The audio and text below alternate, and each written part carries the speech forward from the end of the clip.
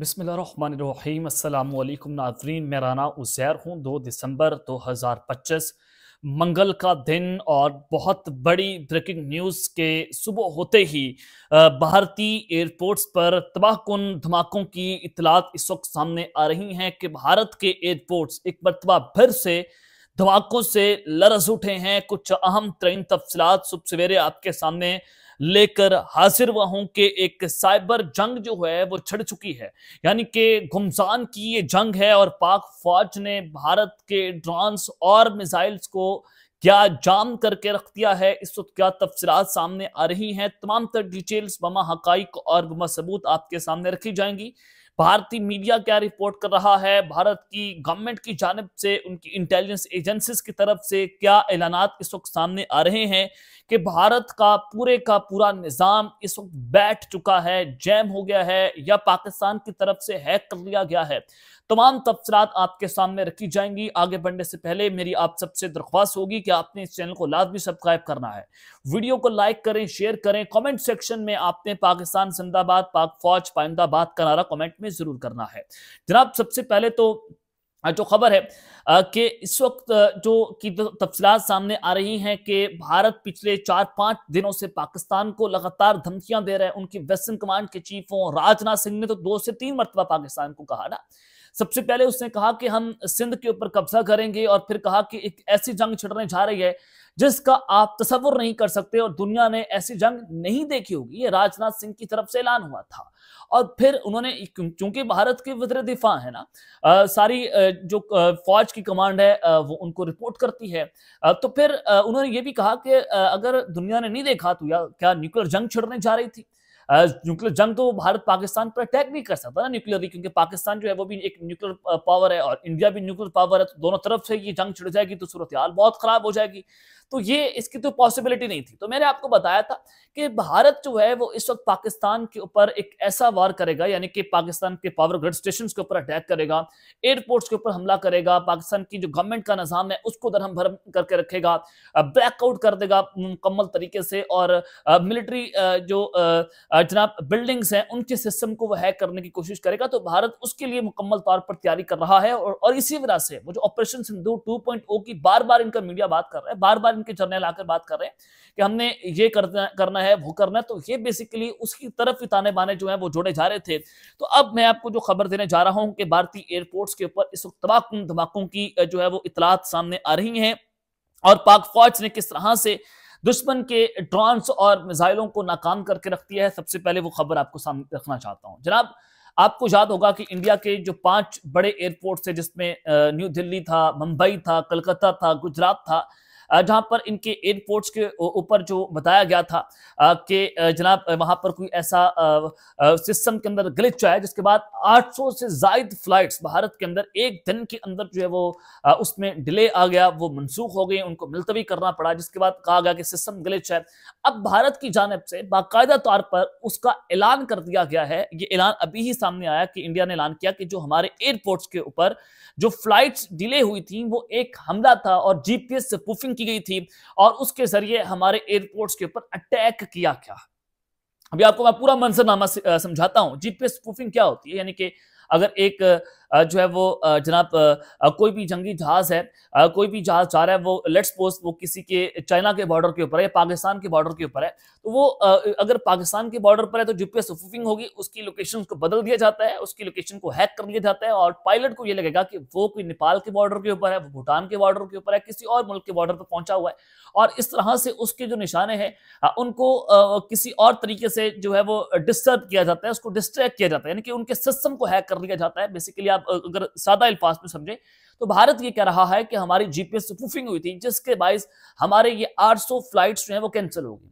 और अगर आप याद करें, इंडियन टुडे उस वक्त ये रिपोर्ट कर रहा था कि पाकिस्तान के एक साइबर ग्रुप की तरफ से हमारे एयरपोर्ट्स के ऊपर अटैक किया गया है, जिसके बाद इनके जो है वो हाई अलर्ट भी जारी किया गया। तो ये साइबर जंग जो है वो एक बहुत बड़ी जंग छिड़ने जा रही है कि अब इंडिया ने ये इल्जाम पाकिस्तान के ऊपर उन्होंने ऑफिशियली लगा दिया, उन्होंने गवर्नमेंट की तरफ से लगाया गया। पहले तो उनका मीडिया कह रहा था ना, तो उनकी हुकूमत ने बाज़ाब्ता तौर पर कह दिया कि ये हमारे ऊपर एक अटैक किया गया था। तो अब भारत क्या पाकिस्तान के ऊपर इसी तरह का एक अटैक करने जा रहा है? जो राजनाथ सिंह ने कहा था कि दुनिया को एक ऐसी जंग देखने को मिलेगी जो उन्होंने पहले कभी नहीं देखी होगी, तो पाकिस्तान के ऊपर भी ये साइबर अटैक करेंगे, जिसके लिए इन्होंने एक मुकम्मल ग्राउंड्स जो है वो अब तैयार कर लिए हैं। तो अगर भारत जो है वो आप इस चीज़ पर देखेंगे पाक फौज ने किस तरह से दुश्मन के ड्रोन्स और मिसाइल जो हैं उनको जैम कर दिया है।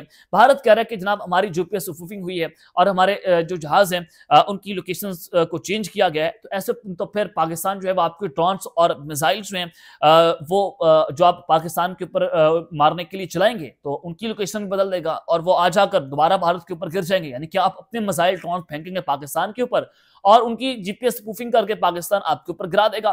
तो ये एक बहुत बड़ा सवाल खड़ा हो रहा है। लेकिन जो मिसाइल्स होते हैं वो मल्टीपल जो है वो उसमें सैटेलाइट के ऊपर काम करते हैं, मल्टीपल जीपीएस के ऊपर काम करते हैं। लेकिन अगर उनकी एक तरह से भी पाकिस्तान ने उनकी सिस्टम को फेल कर दिया, जिस तरह से वो कह रहे हैं कि हमारे ये जो है हमारे ऊपर ये साइबर अटैक हुआ है, तो फिर आपके मिसाइल और ड्रोन्स की हम लोकेशंस को तब्दील कर देंगे।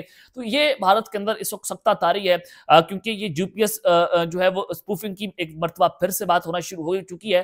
तो अगर बाकी सिस्टम आपका फेल हो गया तो इस जीपीएस स्पूफिंग के जरिए पाकिस्तान आपके ड्रोन्स और मिसाइल्स को भी फेल करके रख देगा। तो इस हवाले से अब भारत के अंदर सोच गुजार शुरू हो गई है। उनकी तमाम तर जो फौजें हैं वो हाई अलर्ट पर जा चुकी हैं। उनका इंटेलिजेंस एजेंसीज का निजाम जो है वो हाई अलर्ट के ऊपर है कि अब उन्होंने पाकिस्तान पर इस तरह का हमला करना है।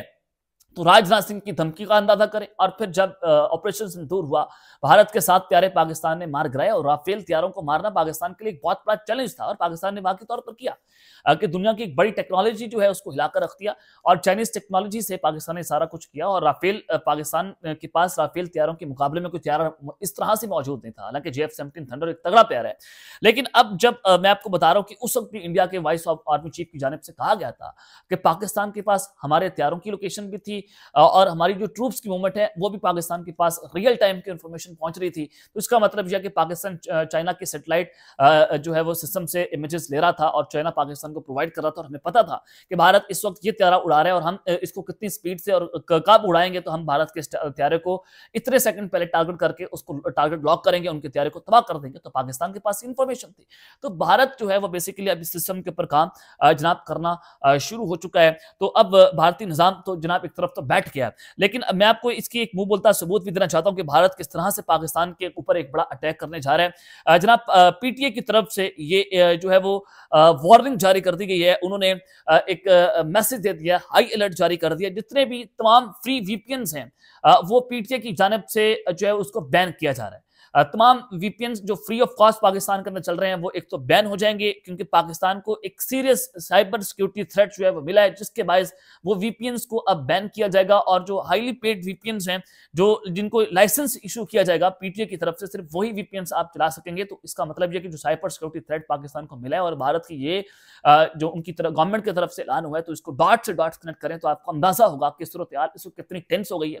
यानी कि ये बॉर्डर्स की जंग से हटकर जंग जो है वो साइबर जंग के अंदर जनाब तब्दील हो गई है। एक तरफ तो ये कि पीटीए ने हाई अलर्ट जो है वो जारी कर दिया, पाकिस्तान के ऊपर एक बहुत बड़ा साइबर अटैक जो है वो किसी भी वक्त हो सकता है। दूसरी जानिब एक और फ्रंट जो है वो खुल गया। अमेरिका की यूएस मीडिया की रिपोर्ट इस वक्त सामने आ रही है कि Pakistan and Afghanistan are moving toward a renewed phase of military escalation. Pakistan और अफगानिस्तान एक और नई जंग के अंदर, एक और फौजी झड़प के अंदर जो है वो दाखिल हो रहे हैं। एक और जंग जो है वो इस खत्ते के अंदर लग सकती है। ये जनाब अमेरिकन मीडिया की जानिब से रिपोर्ट किया जा रहा है क्योंकि एक खबर आपको देना चाहता हूं कि नॉर्थ वजीरिस्तान में टीटीपी की जानिब से एक ड्रोन अटैक किया गया है। मीरन शाह की जो कैंट है उसको वहां पर निशाना बनाया गया है। तो ये बड़ी खौफनाक किस्म की सिचुएशन बन गई है कि टीटीपी ने ड्रोन अटैक्स पाकिस्तान पर शुरू कर दिए हैं और यूएस मीडिया की रिपोर्ट तो पाकिस्तान डेफिनेटली एक बहुत बड़ी स्ट्राइक जो है वो अब टीटीपी के ठिकानों के ऊपर लॉन्च करने जा रहा है। तो ये तफसीलात है जो मैंने आपके सामने रखी हैं कि इस वक्त 2.5 फ्रंट पाकिस्तान पर साइबर जो हमले हैं उसके थ्रेट्स हैं, इंडिया उसके ऊपर बड़ा काम कर रहा है। दूसरा, टीटीपी ने मुकम्मल तौर पर ड्रोन अटैक पाकिस्तान पर शुरू कर दिया। अब ये मीरन शाह जो है उसके कंटोनमेंट के ऊपर अटैक किया गया है और अमेरिकन मीडिया कह रहा है कि पाकिस्तान एक बहुत बड़ी जंग के अंदर दाखिल होने जा रहा है। तो ये एक बड़ा खौफनाक किस्म का मंजरनामा हमें देखने को मिल रहा है। अल्लाह ताला पाकिस्तान की हिफाजत करे। अब तक के लिए इतना ही, अपना ख्याल रखिएगा और आप लाजमी लिखने अल्लाह निगहबान, पाकिस्तान जिंदाबाद।